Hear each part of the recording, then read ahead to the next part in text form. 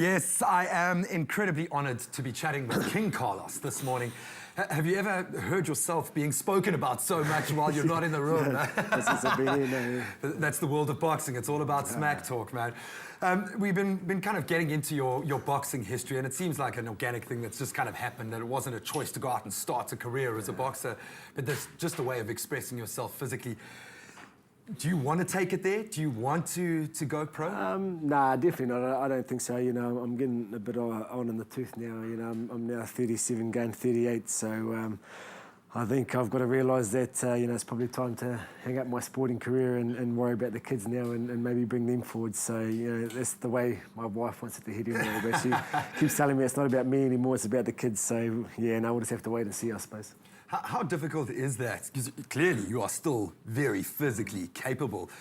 Making that decision, because it has to be all on your shoulders. At some point, no one's going to tell you to bow out. It has to be your choice. How difficult is it getting to that point? It's going to be difficult, you know, because you know, for me to get my fix during the day, I've got to be doing something physical, you know, like training. And I keep telling, you know, I've got to do something. I've got to train or train for something. You know, I just can't train and not have something to do at the end of it. You know, so I've actually got to train, but train for something. So that's why, you know, I sort of kept up the training, and then you know, boxing was obviously the chosen sport I chose. You know, and the thing for boxing for me is just I only have to worry about myself. You know, rugby you've got to worry about 14 other guys, and they've got to rely on you, so you've got to rely on them. But boxing is just totally worry about yourself.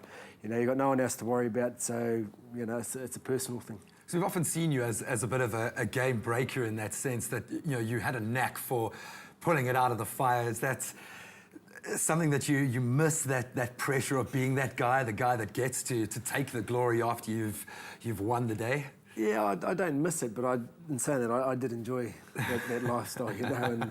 And for me, you know, being a rugby player for me, it was about expressing yourself, enjoyment. You know, I loved playing the game, and you know, I always wanted to play with excitement and that enjoyment factor, you know. And that's why I was the player I was, you know. And for me, the whole fun, you know, it was all about winning, but the fact that I wanted to walk off that pitch after 80 minutes, having enjoyed myself and having enjoyed playing, you know, so, and that's what it was all about for me. The all-black way, and it certainly came across like that to us. Now, of course, any boxing event is going to have the smack talk. We've got to have the weigh-ins. You've got to get your head into the game. And there are actually a couple of big fights. We've got a title fight happening in Cape Town for the first time, I think, nearly a decade.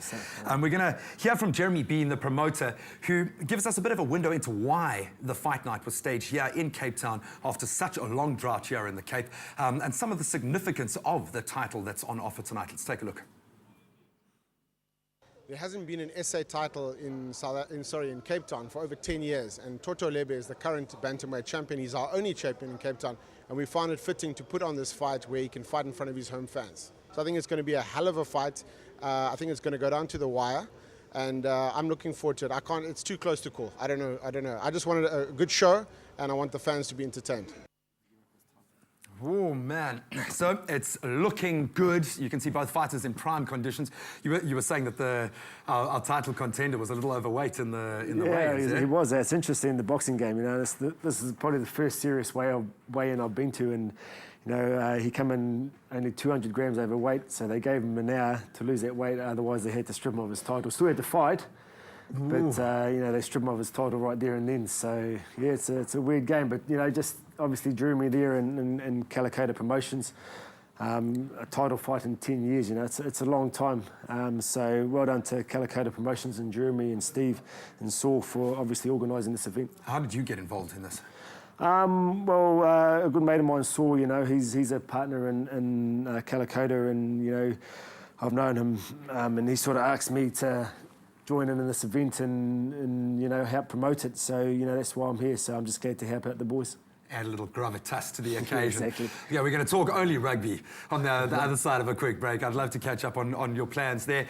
But still loving the moment, loving this Friday. I feel like I'm indulging myself completely today. It is going to be a fantastic sporting weekend, and we'll get into some of those permutations just now. Kat and Leanne, are you still buzzing? Kat, dude, have you actually met Terry yet?